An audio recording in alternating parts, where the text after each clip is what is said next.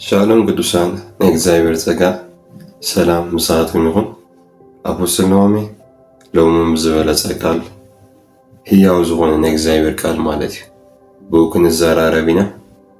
እናተዘራረብና ድማ መንፈስ ክመልአና እዩ። እቲ ዝመልአና መንፈስ ድማ ናይ ህይወት መንፈስ ስለ ዝኾነ ናብ ሓድሽ ክብሪ ክልውጠና እዩ ማለት እዩ። መንፈስ አምላኽ ናይ ህይወት መንፈስ እዩ።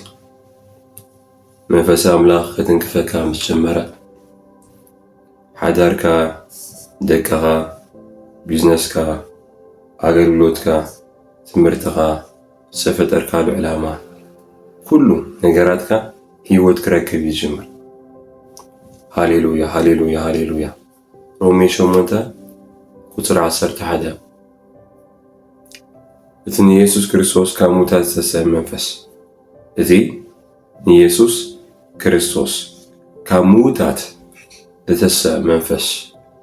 አብኻትኩም ሓዲሩ እንድሕር ተሃልዩ ንሱ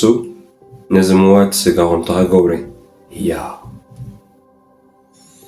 ማንታ ካታላቫና ማሶፕራዳላቫ ሼኔቬዴቦስ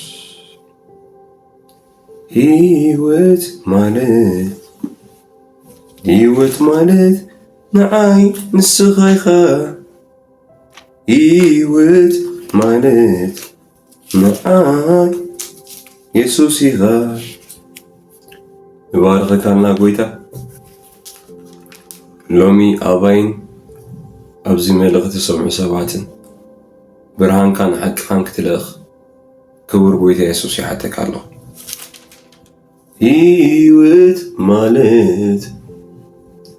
ህይወት ማለት ንዓይ ንስኻ ኢኻ። ህይወት ማለት ንዓይ ኢየሱስ ኢኻ። ሃሌሉያ ሃሌሉያ። መዝሙር 23 ብጣዕሚ ንፈልጦ ስለመደ ጥቕስ ኣሎ። መዝሙር 23 ልሙድ ጥቕሲ ማለት እዩ። ኣብ ገዛ ብመዝሙር ቆልዑ የንብብዎ ብብዙሕ ግዜ ስለመደ ጥቕሲ እዩ። ግን ድማ ብጣዕሚ ፓወርፉል ጥቕሲ እዩ። ብጣዕሚ ሓያል ጥቕሲ እዩ። ሓያል ቃል ኣምላኽ እዩ። 6 ጥቕስታት እየን ዝሕዘ መዝሙር 23 6 ጥቕሲ እዩ ዘለዎ። እዘን 6 እዚአን እንተበሪህናልካ ብዙሕ ነገራትካ እዩ ዝልወጥ። ኦልሞስት ኩለንተናኻ ልወጥ ይኽእል ኣብዘን 6 ጥቕሲ እዚአን ብርሃን ትረክብ ተለኻ ማለት እዩ። ከም ብኡ ብሽም ኢየሱስ እግዚአብሔር ጓሳየ አሜን። ዝጎድለኒ የብለኝ አሜን። ሃሌሉያ። ኣብዛ ቃል እዚኣ ጥራይ 2-3 ዓመት መሰበኽና በዛ ቃል እዚኣ እግዚአብሔር ጓሳናይ ዝጎድለና የብልናን ብዝብል ተኸታታሊ ትምህርቲ 3 ዓመት ኣያኽለናን። ዓሚቕ ቃል እዚ ማንታ ካቻላቫና ረቤቤቤቤ። እስኪ መጀመርያ ሓሳቡ ክትሕዝቦ ኩልኹም ብኡ እሞ ሽዑ ድማ ሓሳቡ ነግረኩም እየ። እግዚአብሔር ጓሳዬ ዝጎድለኒ የብለኝ፣ ኣብ ልሙዕ ሸኻ የውዕለኒ፣ ናብ ዝዓርፈሉ ማይ ህይወት ይመርሓኒ። ንሱ ንነፍሰይ ይህዳእ፣ ምእንቲ ስሙ ኢሉ ብመንገዲ ጽድቂ ይመርሓኒ። በትርኻን ምርኩስካን የጸናንዓኒ እዩ። ንስኻ ምሳይ ኢኻ እሞ ብረባረባ ድነሙት እኳ ትኸድኩ ክፉእ ኣይፈርሐኒ። ንስኻ ኣብ ቅድሚ ገጽ ጸላእተይ መኣዲ ትሰርዓለይ። ንርእሰይ ብዘይቲ ትለኽዮ፣ ጽዋይ ይዥርብብ ኣሎ። ብሓቂ ሳህልን ምሕረትን ብኩሉ ዕድመይ ክስዕባኒ እየን። ኣብ ቤት እግዚአብሔር ከዓ ንዘላለም ክነብር እየ። ዋው።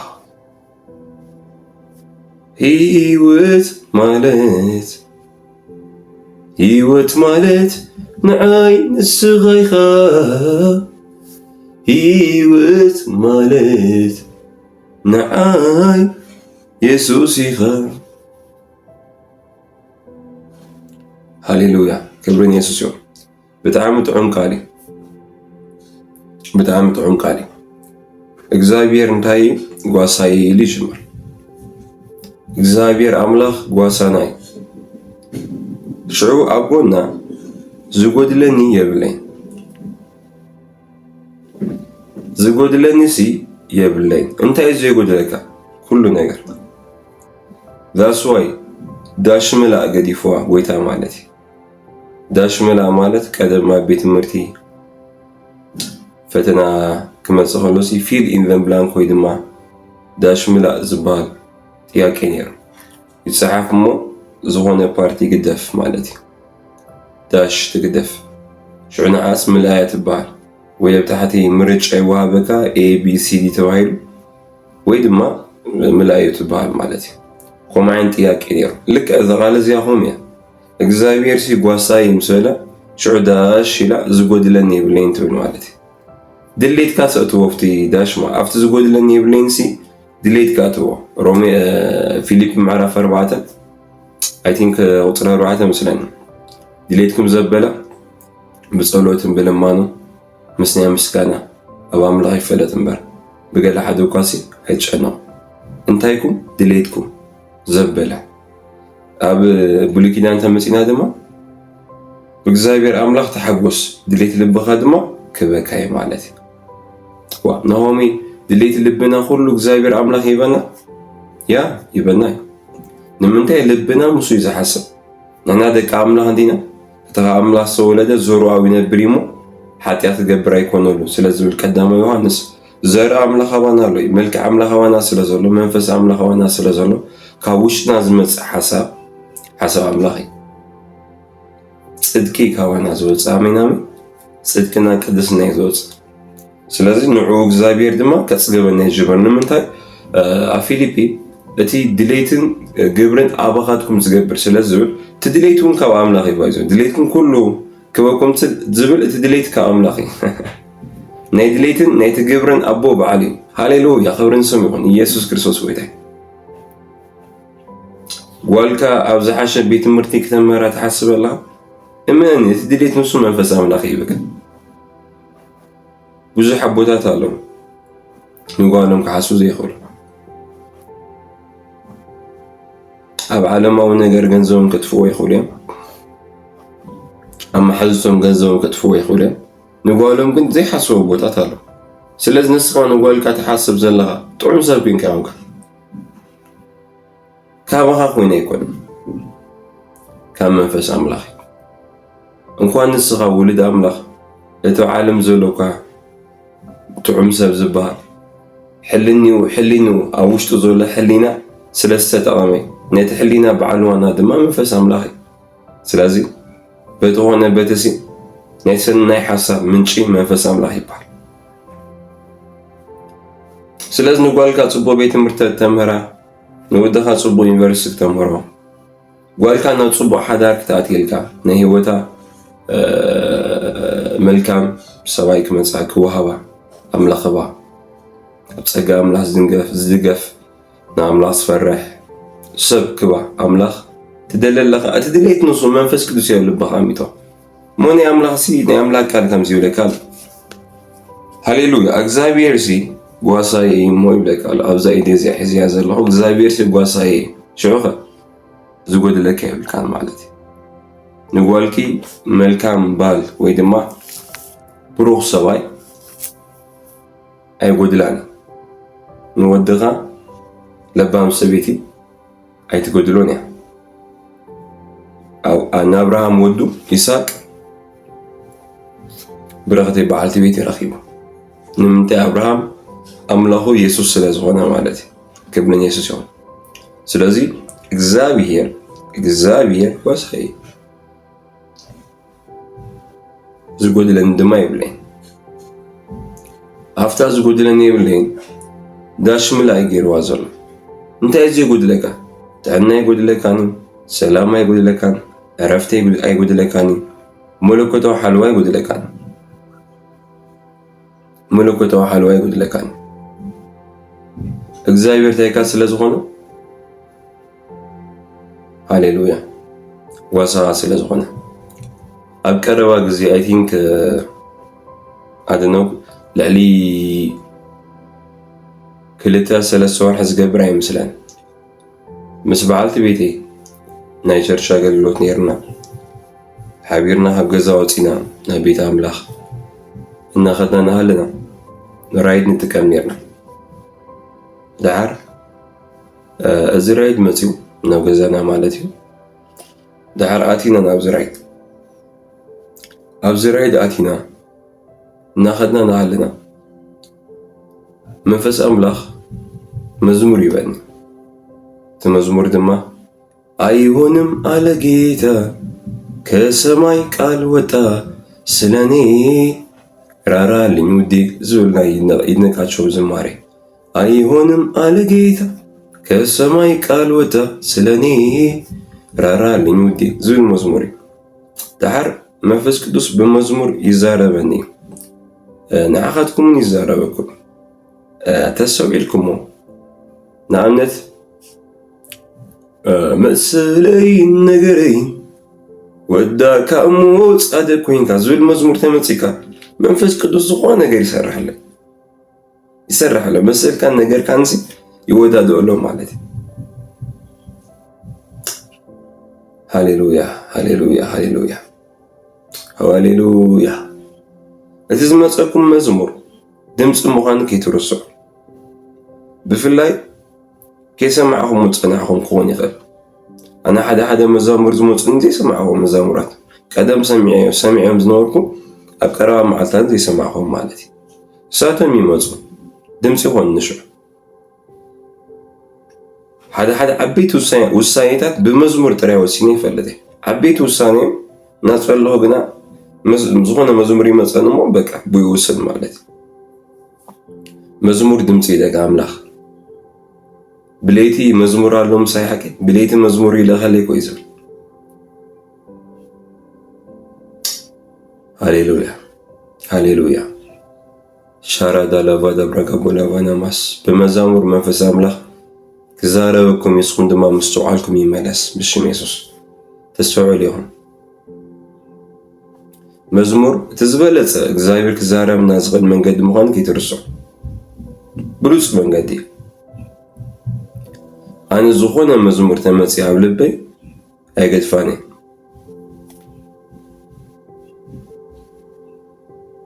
ኢየሱስ ክርስቶስ ጌታ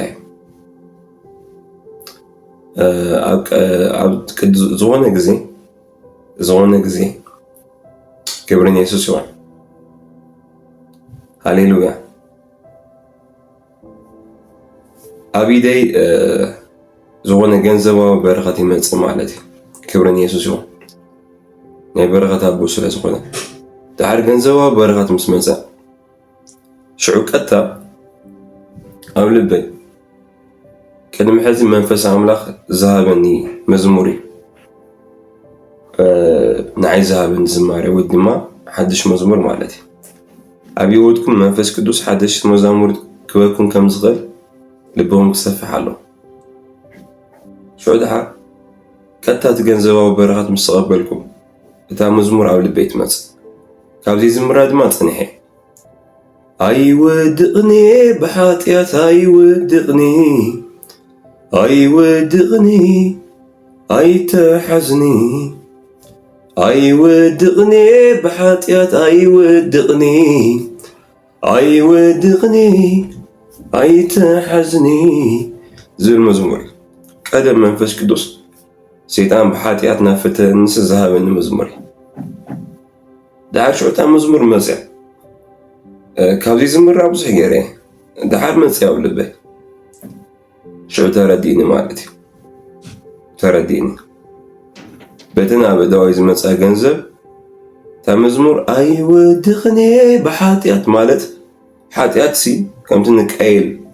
ኣብ በሪ ኮይና ትቃጽኦ ዘላ ከምኡ ምዃን ተረዲእኒ እግዚኣብሔር መፅእ ንቀይል እንታይ ኢልዎ ቀይል ኢልዎ ሓጢኣት ኣብ ደገ ኮይና ትቃጽወካ ኣላ እሞ ክትገዝኣ እምበር ክትገዝአካ ኣይግባእን ኢሎ ኣይነው ከምኡ ምዃን ተረዲእኒ ማለት እዩ ምክንያቱ መንፈስ ኣምላኽ እታ መዝሙር የምፅለይ ታታ ዛ መዝሙር ዘኪርያ ወይ ጥዕምቲ መዝሙር ኢለ ይሓልፋኒ ኣይነው መንፈስ ቅዱስ ንዓይ ዝሃበኒ መዝሙር ግን ናይቲ መዝሙር በዓል ዋና መንፈስ ኣምላኽ ክብሪ ንስም ይኹን መንፈስ ቅዱስ ድማ ንምንታይ ኣምፅኢለይ ኣብ ልበይ ክራውድድ እዩ ዘሎ እቲ ቦታ በዝም መዓሰብ እዩ ዘሎ شو قبل بيت عم مزمور مسيح اوكي شو قصيله تاي زبلن زلو ጌታ አይወድቕኒ بحاتي አይወድቕኒ ኣይትሓዝኒ شو كحزنن كودغنن ዝተዘጋጀወ ሓጢያት ኣብ ቅድሜ ከም ዘሎ ምስ ተረዳእኒ ሽውቓት ገንዘብ ምስ መፀኒ ከምኡ ምስ ኮነ እቲ መዝሙር ኦኬ ምዝ ገንዘብ እዚ ሰይጣን ዝመድቦ ነገር ኣሎ ማለት ኢለ ሽዑተን ገንዘብ ቀጥታ ኣስራት ናይተን ገንዘብ ሽዑ ንሽዑ ማለት እዩ ኣስራት ዓብዪ ሚስተሪ ደቂ ኣምላኽ ኣብዚ ቪድዮ እዚ ስለ ኣስራት እንታይ ተመሂረ ክሰፍዐና እዩ ኢየሱስ ጎይታ እዩ ግን ኣብ ዩቱብ ኣቲኹም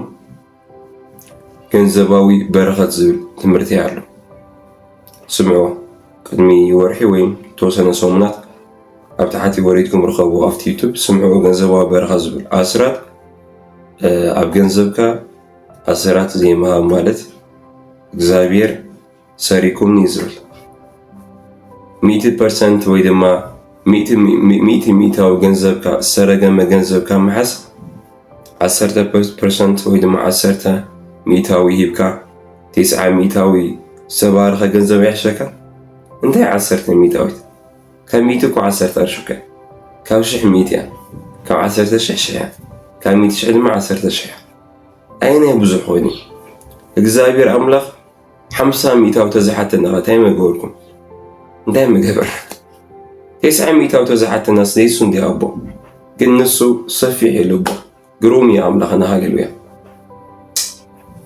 ክንደይ ግሩም ኢኻ ግሩም እዩ ስራሕካ ግሩም እግዚአብሔር ኣምላኽ ግሩም እዩ ልቡ ሰፊሕ እዩ ሃሌሉያ ሃሌሉያ ስለዚ 10 ሚእታዊት ሓይትና ካብ ደሞዝካ 10 ሚእታዊት ሃብ ካብ ነፍሲ ወከፍ ዝረኸብኩሞ ነገር ድማ 10 ሚእታዊት ሃብ ኣብርሃም ካብ ነፍሲ ወከፍ ጥሪቱ 10 ሚእታዊት ንመልከ ጸዲቅ ሂቦ ሓደ ሰብ ኣስራት ብሉይ ኪዳን እዩ ዝብል ሰብ ኣሎ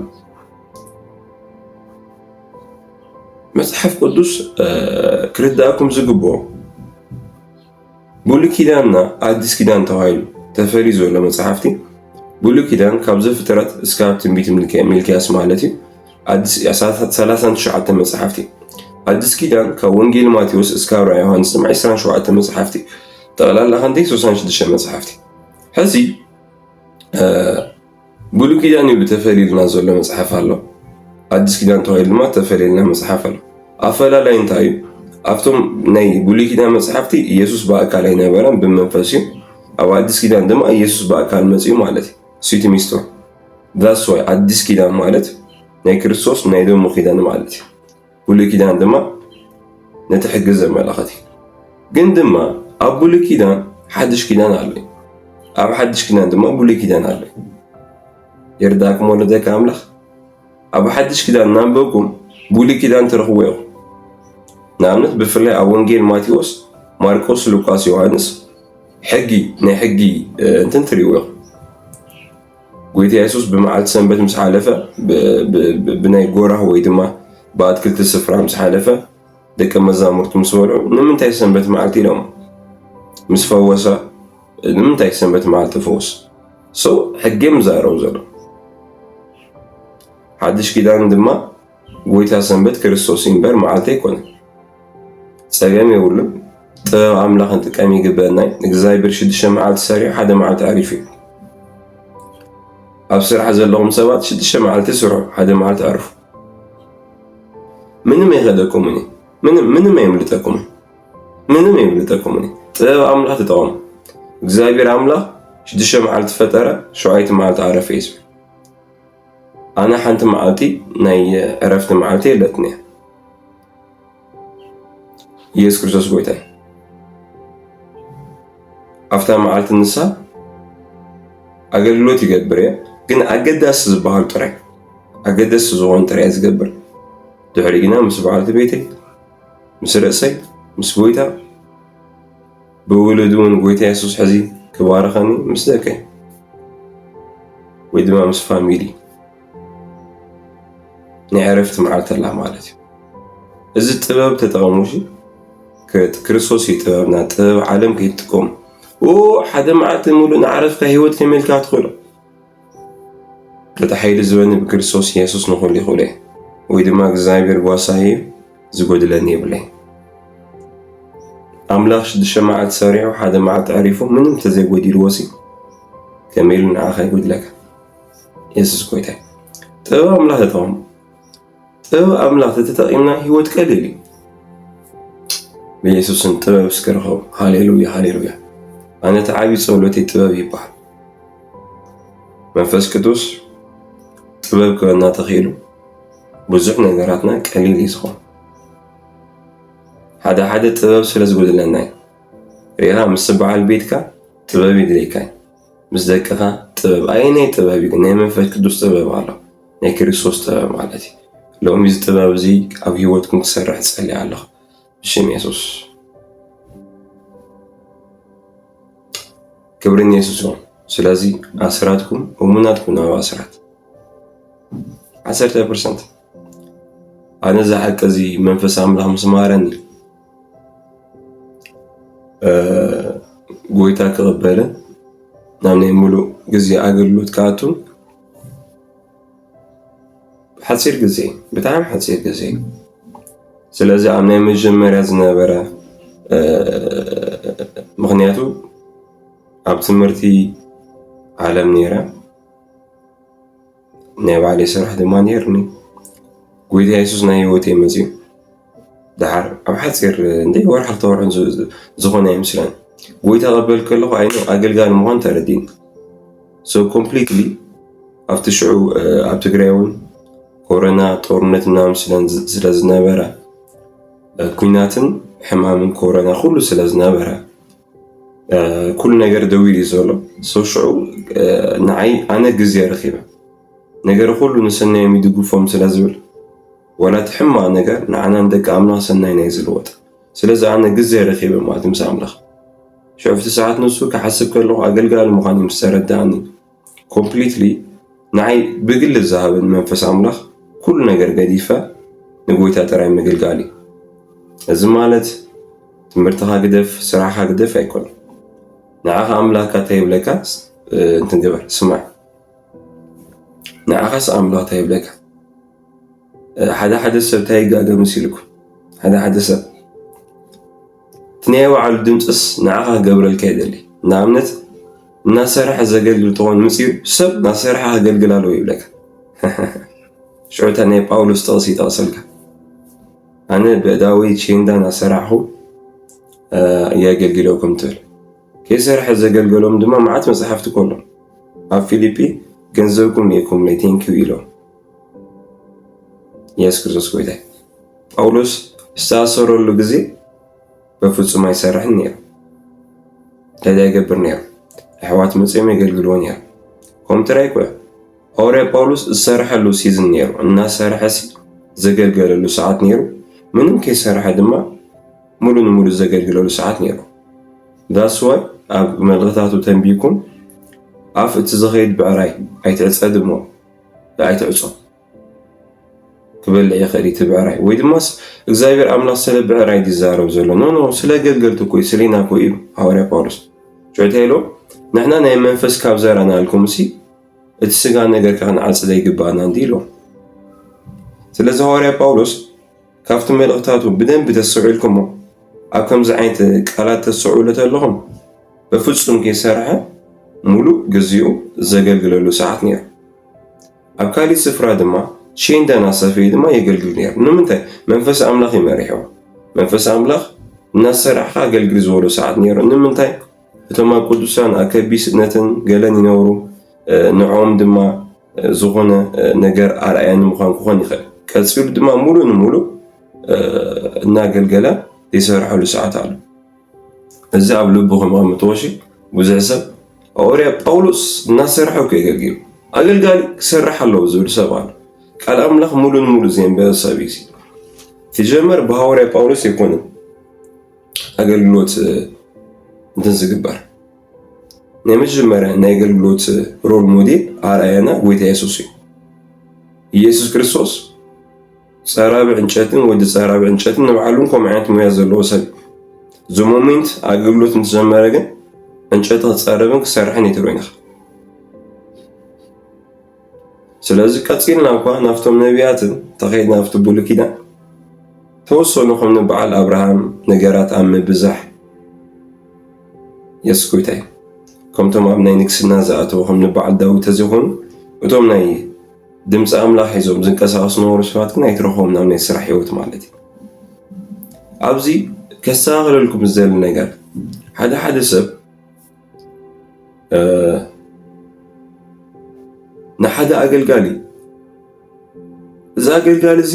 ዘይሰርሕ ኢሉ ክውንጅል ክጅምር ከሎ ኣብ ናቱ ኣእምሮ እቲ ሰብ ካብ ኣገልግሎት ንላዕሊ ስራሕ ከም ዝበለፅ እዩ ዝሓስብ ማለት እዩ።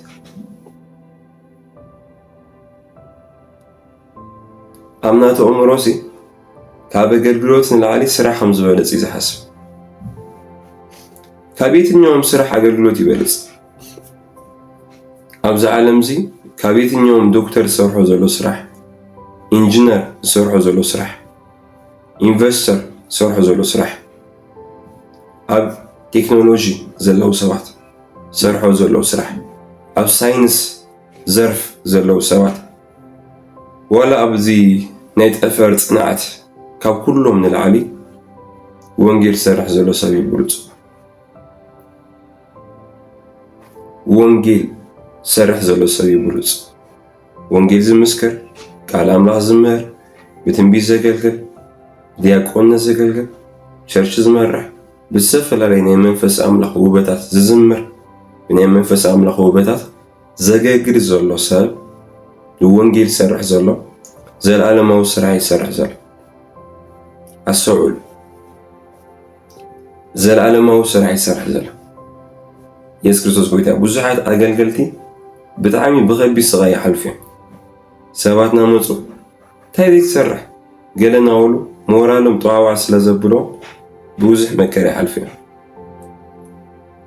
ኢየሱስ ክርስቶስ ጎይታ እዩ። መጽሓፍ ቅዱስ ክብሪ ንዝግባእ ክብሪ ንሃብ ስለ ዝብል ኣስተውዕልቲ ትኾኑ ይግባእኩም። እቲ ኣገልጋሊ ደው ኢሉ ዘሎ ምንታይ ንዳዊት እስኻ መብራህቲ ኣምላኽ ኢኻ እሞ ናብ ውግእ ተኣቱ ይግበአካን ኢሎም ከምኡ ዓይነት ልቢ ክህልወኩም ኣሎ። ኣገልገልቲ ካብዚ ዓለም እዚኣ ተዘለዓሉ ነይሮም። ከቢድ ሂወትካ ንባዕሉ ከቢድ ኣብ ሂወትክ ዘጋጥመክ ዘሎ ኩሉ በረኸት ናትክ ናይ ፀሎት ውጤት ከይመስለኪ ድሓን ኣብ ሰማይ ምስ ከዳይና ንፈልጦስ ኣብ ሂወትካ ዘጋጥመካ ዘሎ ኩሉ በረኸት ናትካ ናይ ፀሎት ውፅኢት ከይመስለካ ኩሉስ ናትካ ፀሎት ስኻ ሓቢርካ ዘምፅኻ ኣይኮነ። ኣገልገልቲ ኣለዉ ገሊኦም ኣብ ፑልፒት ናወፁ ገሊኦም እናፀለዩ ብውሽጢ ኣብ ህዝቢ ኣምላኽ በረኸት ዝለቁ ማለት እዩ። ስለዚ እዚ ሕማቕ ሓሳብ እዚ ምንጩ ነቲ ወረቐትን ቁፅርን ዘለዎ ገንዘብ ንሱስ ካብ ኣገልግሎት ይበልፅ እዩ ዝብል ሱር ኣሎ። ዛስዋይ ሰብ ንሓደ ኣገልጋሊ ስራሕ ናበለ ክደፍኦ ዘሎ ማለት እዩ። ኣነ ከምዚ እየ ዝኣምን መንፈስ ኣምላኽ ሓደ ኣገልጋሊ ናብ ተልእኾኡ ክሳብ ዝበፅሕ ብብዙሕ ጎደና ክሕልፎ ይኽእል። ፍርቂ ግዜ እናገልገለ እናሰርሐ ክሓልፍ ይኽእል። ተልእኾ ዝተቐበለ ኣገልጋሊ ግና ሙሉእ ንሙሉእ እንታ ተልእኾ ደውክል ኣለዎ ኢለ ይዝኣምን። ተልእኾ ተተቐቢልካ ሙሉእ ሙሉእ ነቲ ተልእኾታ ክትገብር ኣለካ ደው ክትብል ኣለካ። ነቲ ትቕበሎ ሚሽን ሙሉእ ንሙሉእ ደው ክትብል ኣለካ። ምክንያቱ ቢዝነስ ኮነ ስራሕ ኮነ ኢነርጂ ይደሊ እዩ፣ ዓላማ ይደሊ እዩ፣ ትጋት ይደሊ እዩ። ስቑኢልካ ኣብ ኩሉ ውፅኢታማ ዘይኮንካ ኩሉ ትትንክፍ ሰብ ትኾን ኣይግበአካን። ፍርቃ ፍርቂ ኢኻ ትኾን። ኣብ ቃል ኣምላኽ ክትተግህ ነፍስና ኣብ ሓንቲ ነገር እያ ውፅኢታዊ ትኾን። ኣነ ከምኡ እየ ዝኣምን። ኣብ ናይ ህይወት ጉዕዞ እስካብ መክሊትካ ትረክብ ብዙሕ ነገር ተዓልፍ ትኽእልኻ፣ ብብዙሕ ነገር ትጅምር ገለ ብዙሕ ነገር ዘሞሜንት መንፈስ ኣምላኽ ዓይንትኻ ምስ ከፈቶ ግና ሓንቲ ነገር ትሕዚ ይግበአካ እዩ። ኣብኣ ድማ ሙሉእ ንሙሉእ ትጋ። ኣነ ሕዚ ፃውዒተይ ሃዋርያነት ወይ ድማ ልኡኽ ምዃን ናይ ጎይታ የሱስ ይፈልጥ እየ። ፀጋ ጎይታ የሱስ ፍቕሪ ኣምላኽ ሕብረት መንፈስ ቅዱስ ንምስባኽ بناء متأرشة زمن كبري ويتي يسوس اللي يخلي نزات ولا خوزيا ليت معلتين الساعة كالي بفوت ما يقبرني never يقبرن من قد يتأول بكازيان زياني بحيد الزمن أبو زعشيا إن عبيد ما ويتي يسوس غادي أبو زبقرنيا أمارنيا إنجليش ملا عالم مالتي كبرني يسوس سلاز وجئتا ما تخون أب حنت نجاري مكليت كارفو بومو أب أتجاه مالتي أب أتجاه سلازي نافناتي مسكرنات كما تسمو زغال أملاخ حساو كاسرو كنسلم مالتي سلازي أنا أفت ساعات نصو ناي أجرلوت لبي ما يفسر أملاخ مسابني كل نجار دو بلا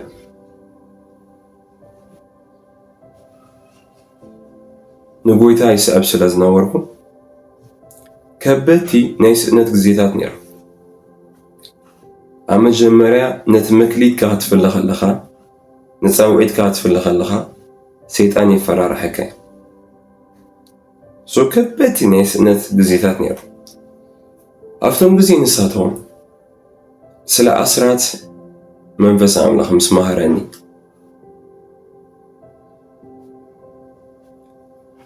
أربعة قرش ترغيبا ني 4 قرش أسرات ويدما 5 قرش ترغيبا 5 قرش 100 ترغيبا عسرتا 8 ترغيبا 8 قرش أب كما نسي ني أسرات اللي من متجميرة مالتي حدا سب نأملاكو جنزب كبي ولا كم معز 10 مليون مسمى لك 10 مليون مسمى سكا شعوق الزرار كابزل لك أجمل حدا بأفنا نولو حتى ذي كون غير قبل بنا تقورنا نجاري بزحك زي حكي رغم أفنا بزحي الزرابي تقورنا نجاري حكي زخون نجار نابت كبار سكازيم صحيح درس أيتأمنه سلازة حسب كين سلازة والكين كي تأمنه أبتكبار تمزول لك براكتيكالي سكابزي تلمامت كي درس كم تياكو بزول مسيات ريوسي ملكو عزرسة يهات خو نتسمع غايك آلسي قبل صبو لبي أفتو المعماري تحيسكاسي بتعقسي سالاسا سوساتي ساعته فرين لك فرال لو تسمع خي براكتيكالي بتكبار مالتي شو إذا حكز منفس عملها مسمارني دموزي باللين من أتاوي باللين كافتا الزرخة ولا 100 ولا 200 ولا 10 شيء مالتي كابكرتين 110 شيء أسرعت ريغم حزش عن منفس قدوس ناب كما عانتي وداتين مسيلكم حز اللغة معرف بفوتسون جنزبك سنة يخلي بفوتسون تامر ود أملخ نهم جنزب سنة يخلي نكم عين تريل ماتين منفس أملخ مالتي نكم عين سفرة جنزب نابزي سانو اللي هو تعتين بفوتسون جنزبك سنة يخلي يس كرسوس كويته إذا حتى زقنا زقتون منفس أملخ بناي أسراتن بناي مهابن هيوتن زباليهم حز سلا أسراتي زارب سلا زولغي يسوس كويته أبي وتي زلو جنزباو تأمرات تزنقركم تصحيفة يود أن بمسح بتعم عبيت أمرتاتي كل زين إن كان عاخدكم نجيرا نوعالي زقرهم ولا نجاراتي يسوع كريستوس كويته كورن سمو بحق منبر سلازغون እግዚአብሔር ጓሳዬ ዝጎድለኒ የብለኝ ስለዝኾነ ማለት ናብዛ ሓቂ ዝተኣቱ ግና ብገንዘብ እንታይ ብማሃቢ ኣስራት ሓው ጎይታ ኢየሱስ ኣብቲ ሚልክያስ ምዕራፍ 3 ኣስራትኩም ኣምጽኡ ተዓዘቡኒ ሰማያት ክኸፍተ ዋሕት ድማሕከኒ ሒል ገንዘብኩም ዝዋሓት ዘሎ ገሊኡ ሰብ ደሞዙ ብዙሕ ግን ናበይ ከም ዝኸድ ይርዶ ይዋሓት ገንዘብ ዝዋሓት ዘሎ ኣስራትካ ክትብ ስለዚህ ካልካይ አንተ ነውም አስራት ናይ ብሉይ ኪዳን መጽሐፍ ቅዱስካ መርምር እታ ውሽጥኻ ዘሎ ፍቅር ገንዘብ ሲ بتمرت بايت شفنو نتوش تغازل فقر جنزب تمرت سريح خالو فقر جنزب هاليكا كميل كاتوز سيطان شون كل الكبلكا زمن كامولو يدفو أكو معين تمرتي تسرعو مجمري أسرى زهابة أبراهام يبال أبراهام دما نملكة صديق هو ملكة صديق مني كريستوس بسقا ني كريستوس مساليتي أسرات هو ملكة صديق دما دابونا ويني هو تمالتي يسوع كريستوس بسقا مسمزا سقان دمنا هورات هو سلام مسكالي زارزو أسرات مسهاو سقان دمني هو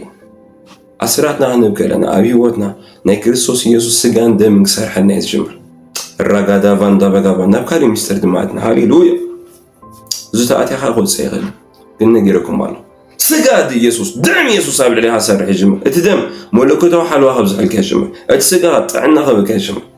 بايزونا مسجن زبنا تعنا مولكوته حلوان كم تأثر كي ترسع ذاك أمره نوانجيل جنزو زبسة بزاك زيك حمام ما يخل أنا بيرسونال زعم نصي أبقى لهم لخفت شجر خوكون سمعت غفت إزبل أسرعت مساوكم زي سمعت مسغفت جنزب ترايكون سمعت غفت كله تعنا ونلومزو حلوان هاليلويا بجنزوكم نجزايبر أملاخ خبرو حلافي يقول نجر حلافي كل سجا 5 عرك نقزي كل خبري هم عم باخرق في على أملاخ ينزل على بزنبر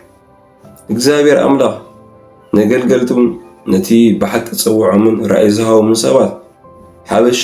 ታዊሞ ወላ ቻይና ይልዕልሎም ኢየሱስ ወይቴ አነ ቢወቴ ዝራሆ ብዙ ተአምራት አለው ይለኩም ኢየሱስ ክርስቶስ ወይቴ አብዛኛው ነዝራይ በፍላይ መጀመሪያ ምትጀመረ ነዝራይ ደገፉ ሰባት ዘይብሎም ሰባትም ዘይብሎም ዘይብሎም በቃ ካብ ዘይብሎም ሲ ዩ በአካል ዘይፈልጡኒ መንፈስ አምላክ ካብ ዘይብለይ ሲ ግን እዚያ ከምዛን ኤልያስ ሕሩጭ ማለት ስለዚ አምላክ እንተሊቀካ አምላክ ምሳኸ ሾ ካብ ዘይብሎም ሳው ግን ዘይብሎም ኮይኖም ያጽሉኒ ኢየሱስ ጎይታ እታ ሕሩጭ ዛሃበት ሓንሳ አምሳወቶ ድሕሪ አበረኸት ያ ነቢር አበረኸት አምላክ ዘንብሮም ይፈልጥ እዝራይ ራይ አምላክ ስለዝኾነ ክብርን ኢየሱስ ይሁን ስለዚ አምላክ በሐቅ አብዝላሁም አገልገልቱን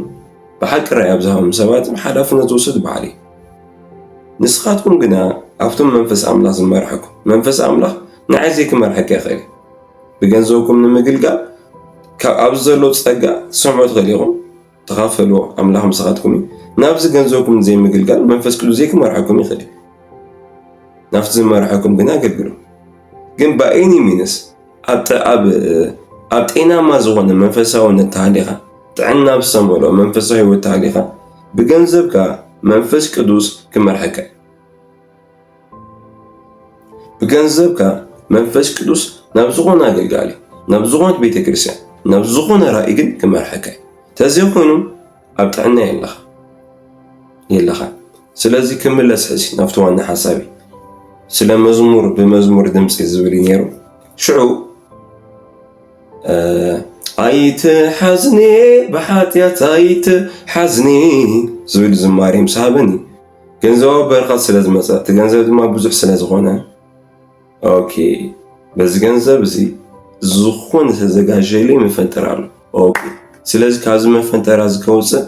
ኣስራት ክህብ ኣለኒ ኣሜን ኣሜን እዚ ሚስተር ይፈልጠ ኣይኖ ሚስተር ኣምላኽ ይርዳእኒ ዓሻይ ኸንኩኒ ሓደ ሰብ ስቑኢሉ ኢየሱስ ማዋጠር ይዝፈቱ ቸርች መፅሉ ኢየሱስ መንፈስ ቅዱስ ሓዊ ሰናይ ኮ መዋልካ ጽቡቕ ግን ግደፍ ሃይማኖት ኣይትገብሮባ ሃሌሉያ ድሓር ምስ ወፀ ብሚስጥር ኣምላኽ ብጥበብ ኣምላኽ ይመላለስ ህይወቱ ባዕሉ ዝመርሕ ናይ ህይወቱ መሪ እዚ ናይ መኪና መሪ ማለት እዩ ባዕሉ ዝመርሕ በቃ ደስ ይሎ በዚ ኸትኾን በዚ ኸት ደስ ይሎ በዚ ንኢየሱስ ይሃባ ናይ ህይወት መሪ ናይ ህይወትካ መሪ ንጎይታ ሃቦሞ ከፍቲ ጋቢና ወፂኻ ዜርካ ከም ፓሴንጀር ወይ ድማ ከም ተጓዓዘ ኣብ ጎኑ ተቐመጥ መዝሙር ክኸፍተልካ ጎይታ ኢየሱስ መዝሙር ናስምዓካ ብሰላምታ መኪና ሒዙ ብፍቕሪ بحلوة منهم كي قاتمك نهيوت كمكينة نهيوت كمري نفس زوج صاحب صحكي سلازي حدا السبب ناس إلى هي ما نصفوت نتقول يسوس منفس زخنا أنت نجار منفساوي كابل بزي ما تشوسي كأمقت أسمع تدرخ نجار زي برسوار دحر بجنزو بجزيو بجل أيترخون دم تقدر تسمع عفتا بيت أمره أيترخون يلن أمن معك منفسو أكتيفيتي يلا ويد ما مسي حسابي زبك مسي أبوسل ويد ما قال زخنا قال أوكي الزقبر كأوغا كمسقبر كا يلا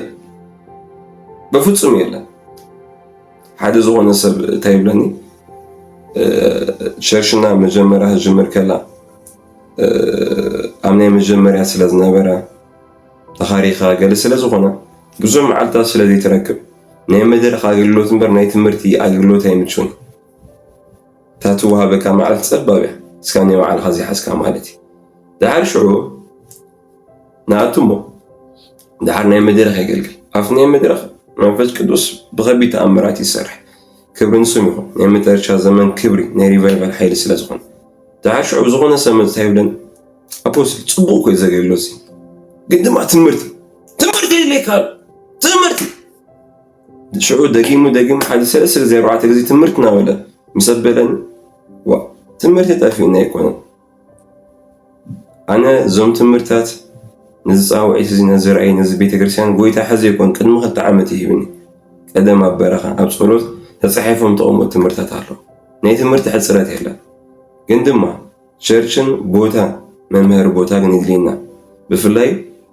أبسببتي عدتات صقمي ولا كما بعلا دي سابقنا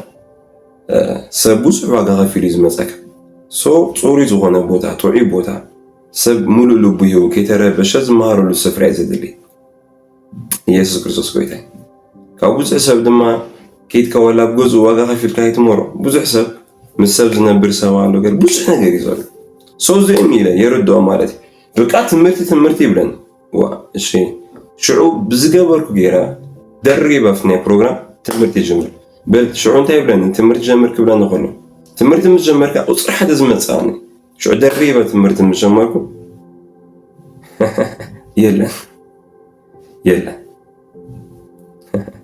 بفوت ميلا يلا املاخ تصبوها بزحلي كبرن يسوع سلازي حدا سب اكو مسوال فيك ابزغونه كرسنا بك أبسمعيتها مقط مالتي نخيد نعنا تقرأ نورس يترى نورس أمس نقدر جن أبتك وايد بفوت سميله داسوي أنا بيوتي زربا أبزغنا أبا أكشن أبتك وايد يلو سوا جزي نخوم فادن يكون كوني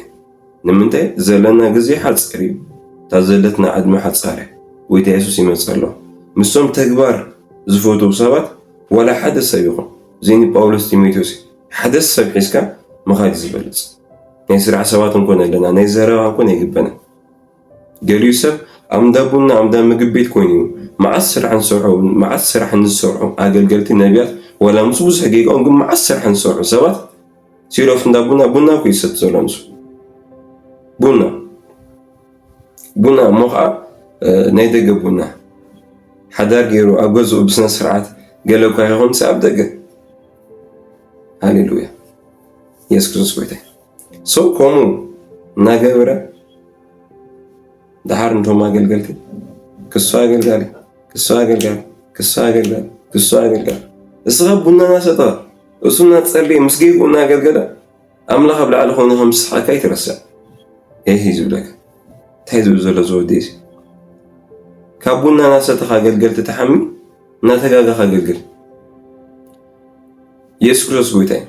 زيت مشات كيساوس مغا كافتم قصر حدا زيوفهم نغراتي بنصاتاو كاي بنصا غغل سلازم كم دابو نخون كتحمغنا ولا زيت نشت كغغل لي كندي سواتين بصحن بتيفن بميديان بوزح نغر كندي سواتين مدحينهم نبيات الرعب اللي بوزح سمنا وونجيل سحيبو زول اغزابير املا خميلنا نخدو زحقسي نتجيغا اينا قلنا الساخن مالتي سلاز خم دابو نخون كتحمي نعم كم توسم زغور زول يقبل ግን ክትገብር አይተኸና ዛሱ ብዙሕ ክርስቲያን ኣብ ዘረባ ዝተኣሰረ ህይወት ኣሎ ኣብ ዘረባ በቃ በአፉ بصيب كل نجار بصيب وي أبتكبر جنا يتروينه زم بيت أملاح زيهم أكايدهم كم زخنا له يبلك زم أكيد كرت زيهم أكايدهم كم زي أبي خونا عم دابونا تأكيو بليس لك أملاح كم زعين توزع لهم وصوشي وصو أبونا حيسك نجيروكمي حدا زي زخبرة كان نجارون كله نأمنت أبيتك أو حدارك خوفيلك مسناتك فاميلي بونا تساتخا نيو عالو كبرار له أم دابونا كاري قوار زفر حتى أتيخا خوفيلك أوزولو كل سب عالماوي كل سب أوزولو السفر لارينتني أو أتيخا بونا حيسك ريخا تزلخ يا سفران وعالو كاس الزارو ونقرالو زي أبانا إثيوبيان زلنا يزملكت أبدأ كنزلو سوات أي ملكتني فريز ولا بحال سلسخون أبانا كنا ريخا فتبوتا أتيخا ريخا زي متنا نقرات نوقد يقبلنا كبر سب كبر حساب يحسب أو كبر بوتا دميركا مالتي يسكرتوس قويتاي أبيوتكم بفرلاي زي أكزارو منا تصولت كاتلهم عندي بفرلاي بزه قزي ديك عملخ سيطان مسكزينا سلازك علس أما حبراو نابراهم سبات أم مركاب أم دابونا قالت حلفو قزي بتاع مانيش دوري قباي مانيش دوري قباي بفرلي أمان تقينك زخون تقوار داوكا حزمو بداوكا تقورو تسرح دي تساقلو دي تسامتينك حزمو أو تقع يود كان عهابو شعو شديش معاد سريحة حدا ما تعرف شو عاد معاد مولع عرفتها اللي خاقنا تاع الناس الذي يكونها لو مبنيك زي برد سقاتها العالم مالتي كبرني يسوس بليس كزيهم أبانا بفلا يكزينات أمانة بتعمي حزن أبزع عالم زي كل نجارة بزي زقلت أوش تجزي تتنقوا سقام لخي بزحلكم الشم يسوس علامهم قبارو تكبار داكم جوارو بعد حدا تغينكم نبعالتي بيتكم ندكهم جزيهاو يسكرتوس قويداي بحكي أفتمناتكم زخون سواد دما جزي حلوف حدا سمنات كاسبا يكون صولي ما تنمسغا يبالا يساتي واقع كات صباحا وقايت روانيخ نو فغير مسكول لساب منفساونتي محزنات مسكول لساب منفساونتي يكون كده قمي فغير مسكول لساب منفساونتي نيفغري منفس لزلنا محزنات مسكول لساب منفساونتي يكون نقول لسا محازات غنى يدخل نافر كبير نقول لسا محازات غنى سب تساقم الله مغات محزنات أو حدا حساب أو حدا أقام أو حدا كايدان زمسرتي محزنات مسكول لسا محازات غنى كايدان أقامنا كايدان يبل كام مالتي سلازي እግዚአብሔር አምላክ ሐቀኛ ዝኮኑ ሰባት ናትኩም ክወኩም ጽላለሁ ናትኩም ኣብ ዝኮኑ ሰባት ግዜ ይተኸተሉ ፕሊስ ኣስውዕሉ ግዜ ክቡር ሃፍቲ ግዜ ጸጋ አምላክ ይብዛልኩም ሓሳበይ ከኣስብ ሽዑ ተሓጢያት ክፍትነኒ ከም ተዘጋጅ ምስረዳኣኒ ቀጥታ ካብ ገንዘብ ካብ ዝረኸቦ ኣስራት ነቢት አምላክ ማለት እዩ ኢየሱስ ጎይታ ኣስራት شو تأثرت كأتوغلو سمعت يا خمس غفتن كافتنا خمس وتصني يفلت يا مالتي يرداكم ولا ذاك عمله صوبزنا غيرون أسعول مالتي أتقول بمزمور يزارب إذا كم يرى منفس قدوس مزامور أو لبون كم تصغلو you have to be واحد كونشي منفس قدوس مزمور تمتي أو كونشي سخون هاليلويا سخون مزمور تمتي أو لبون أسعولو تيجت ما السلاسلو تمتي نسنو أنواع حدا غزي أولو بهم زموتو مزامرات تتسعلو نيركم 4 معالت معصاون زي كدليك يا خالي قال زبها النبي خركب الكامات زي كدليك يا خالي اتا مزمور سدم تتغونا كان شادا دا دا دا دا دا داس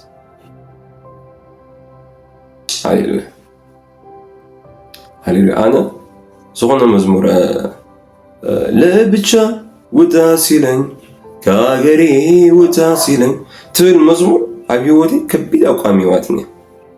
فتاموز مرس مصد قدم قويتي أسفترت معرف عسرت تزابني نزل أخو زكال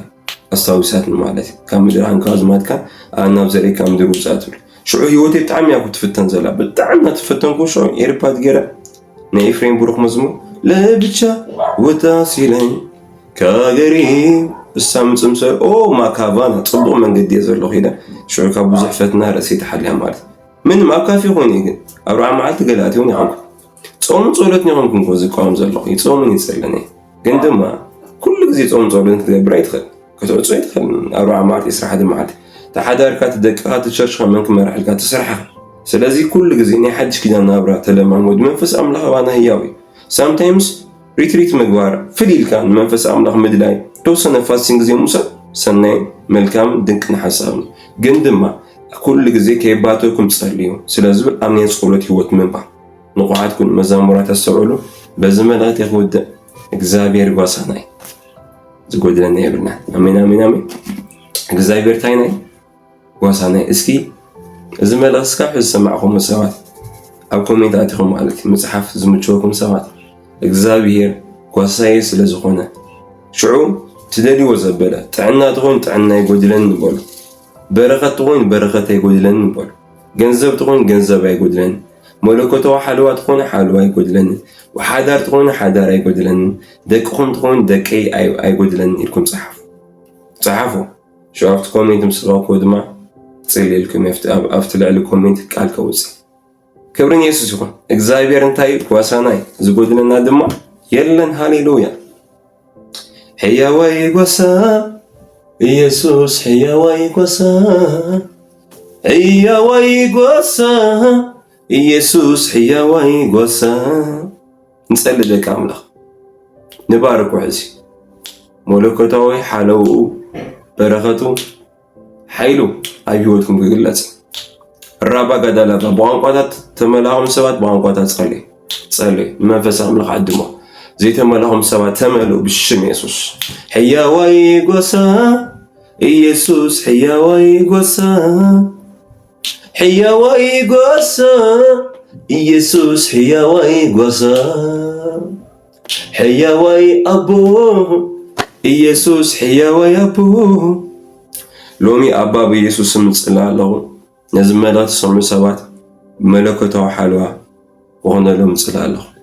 ክፉእ ከይረኽቦም ይጽልእ ኣለኹ ሓይሎም ክሕደስ ይጽልእ ኣለኹ መንፈሳውነቶም ክበራበር ይጽልእ ኣለኹ ብገንዘብ ክትባርኾም ይጽልእ ኣለኹ ብውልድ ብሓዳር ክትባርኾም ይጽልእ ኣለኹ ብውልድ ባርኮም ብኢየሱስ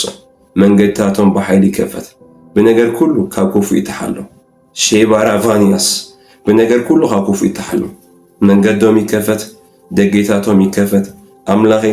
መደባቶም ኩሉ ምስላእ ክትብጽልእ ኣለኹ ፕሮሰስ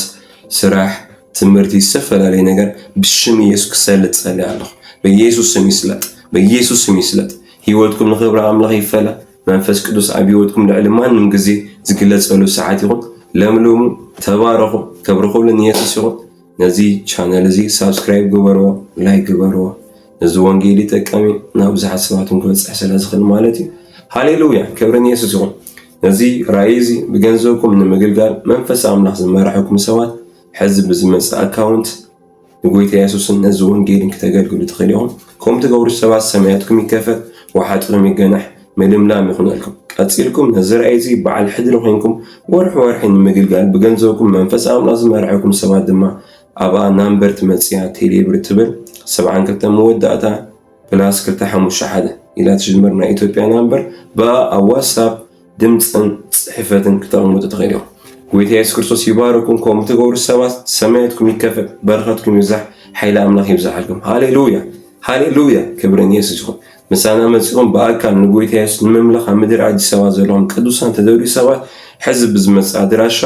ኣንብቦ ኣብ መወዳእታት መፅእ ኣድራሻ ኣላ ንኣንብዋ ብኣመፂኹም ሓቢርኩም ምሳና ነዚ ዓብዪ ጎይታ ክነምልኹ እሱ ድማ ማእኸልና ክሰርሕ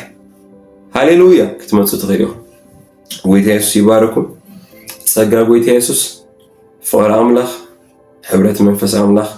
ይብዛሓልኩም ጽባሕ ብዝበለፀ ቃል ብዝበለፀ ሓይሊ ክንራኸብ ኢና መዓልቲ ዝኾነ ምስ ኢየሱስ ዋዕሉ ምሸት ዝኾነ ድማ ምስ ኢየሱስ ሕደሩ ኣብ ህላውነቱ እተው ማለት እዩ ክብርን ኢየሱስ ይኹን ኣሜን ኣሜን ኣሜን